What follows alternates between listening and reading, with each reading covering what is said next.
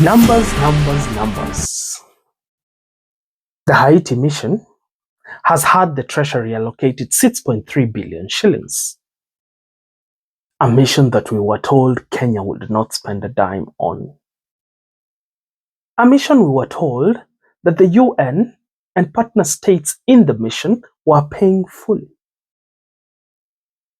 We now have a 6.3 billion allocation. Before you collapse from that revelation,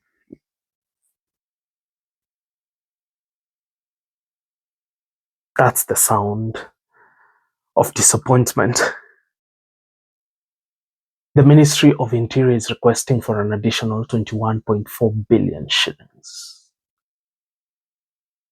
Among the listed priority expenditures is 749 million shillings for the traveling locally of the president.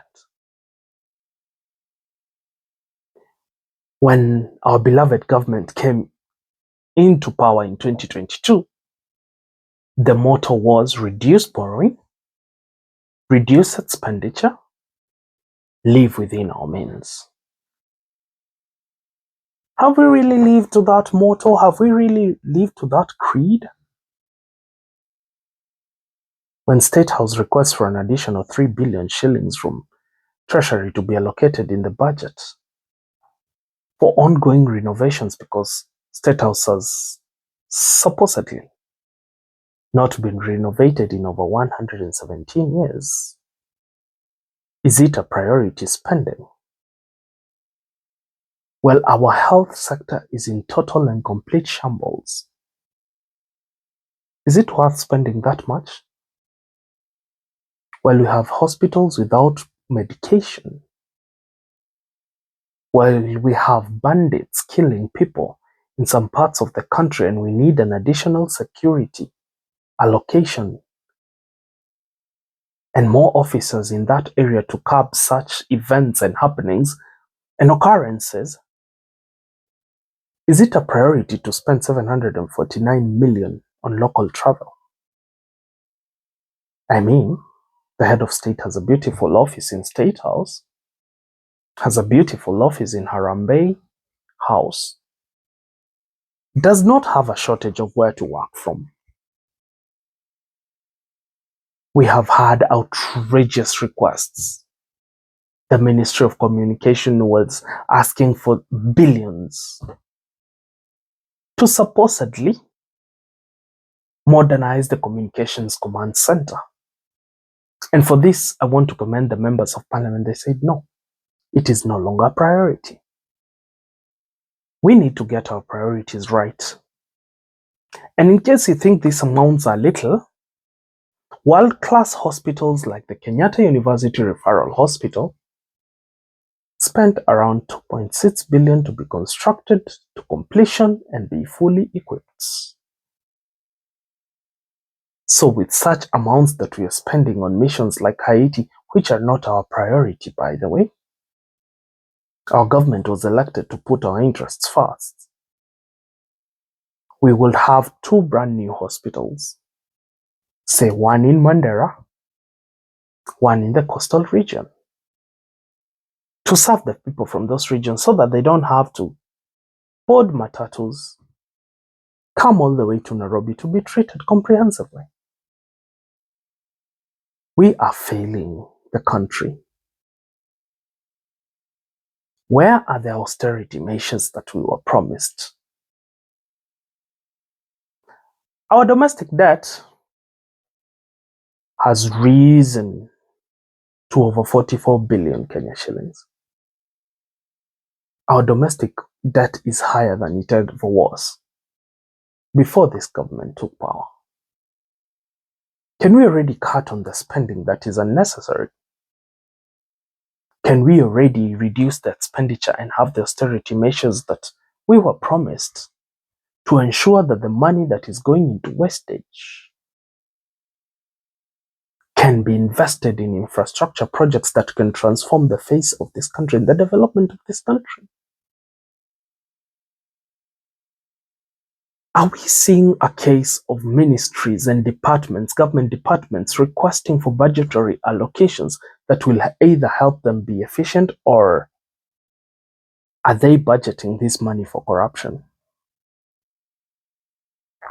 Security is important. It's paramount.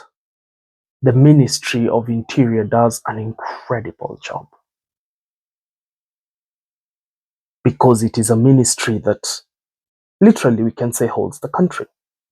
The internal security of the country is very important to prevent from attacks like Al-Shabaab attacks, terrorism attacks per se, and crimes. But are these amounts that the ministry is requesting justifiable? What promise do we have that they will be put into good use? And just in case you're seated at home and you're asking yourself, how does this concern me? The budget we are working with right now has budgetary allocations. The 21.4 billion shillings more the ministry wants, if allocated, it will come from your pocket. You know what that means? Higher taxes. That means you'll be taxed more. That amount the government was taxing you, it's not enough. They'll come for more. You see the way we are going around describing how hard life is in Kenya, it will get harder. You see how we walk around saying how much there's a shortage of cash flow, there'll be even more shortage. Because they want more money. Can't we live within our means? Are we seeing wanton looting being justified in the name of budgetary allocations, or are we seeing genuine requests that can improve the service delivery in the country? Does the president need to spend 749 million shillings, or the presidency per se, for local travel?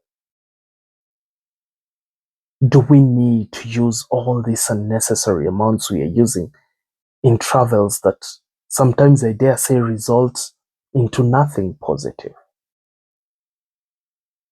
I'm not an expert. I'm not a financial advisor. But as a Kenyan with a stakeholding in the affairs of the country, we've gone too far. We need to curb the wanton wastage that we are witnessing in the country. We need the austerity measures our president promised us. We need to cut down on the excesses. We need to reduce the speed at which we are moving. We need to slow down and understand that Kenyans are facing certain challenges. We need to calm down as a country. The government needs to do something for us. Check on the wanton, runaway, corrupt spending that we are witnessing in the country. Some of these expenses are unjustifiable. If the report of the Auditor General is anything to go by, we are losing over 188 billion Kenya shillings every year to national celebrations. Can't we just stop them for a while? And please focus on the priorities. We are a country that needs to focus on our priorities. We need to ensure that the corrupt individuals who try to run the show behind the curtains do not benefit from our budget-making process. They do not influence the outcome of budgetary allocations to enrich their pockets. That is my unfiltered insight tonight.